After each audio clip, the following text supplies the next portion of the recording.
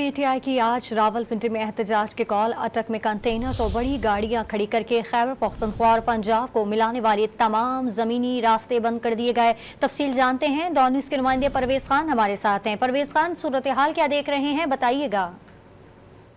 जी बिल्कुल, मैं मौजूद इस वक्त अटक खुर्द के मुकाम पे, जहाँ पर आज पाकिस्तान तहरीक इंसाफ की रावलपिंडी में जो एहतजाजी मुजाहरा है, उनके लिए यहाँ से KPK के जो काफिले जाएंगे तो उनके लिए यहाँ पर अटक खुर्द के मुकाम पे कंटेनर लगा दिए गए। कंटेनर मौजूद है और इसी तरह जो चर्च इंटरचेंज है मोटरवे पर, उनको बंद कर दिया गया है। वहाँ पर कंटेनर लगा दिए गए। जो छोटी गाड़ियाँ हैं उनको यहाँ पर उतारा जा रहा है चर्च इंटरचेंज पे।